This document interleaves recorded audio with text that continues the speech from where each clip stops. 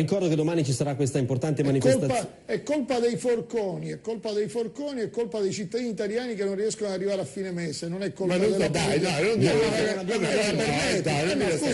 ma se lui dice ci sono quelli che non arrivano a fine mese, ma per me ci sono quelli che non lo metto in dubbio, non devi usare l'una cosa contro l'altra, è finito ora Albertini di dire che ci sono gli evasori e sono pure tra i forconi in mano, l'ha detto lui, non l'ho detto io, e quindi non si può fare ci sono i forconisti in Jaguar, i forconisti in Jaguar farebbero bene a non usarla, però c'è gente disperata per le strade, ma le due cose convivono, coesistono, però il problema è che io evidenzio ad Albertini, data l'estensione dell'evasione, che non si è riusciti a essere incisivi. Ma io evidenzio ad Albertini, sono abituato ad affrontare un problema e trovare la soluzione. Allora continuiamo a parlare del problema, ma la soluzione chi deve trovarla? Io condivido per esempio quello che diceva Guzzanti poco fa, rendiamo conveniente pagare le tasse per esempio, questo sì. Cioè facciamo in modo che nel momento in cui ho uno scontrino posso scaricarlo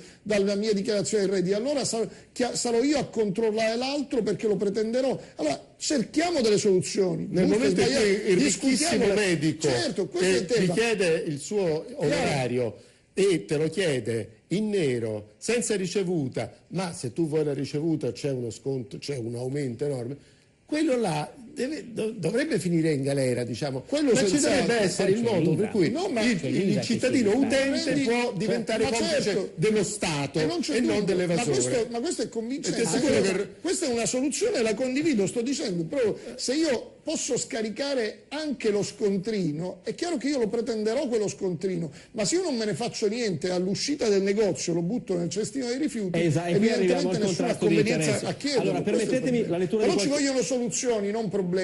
I problemi li conoscono tutti, quello che mancano sono le soluzioni.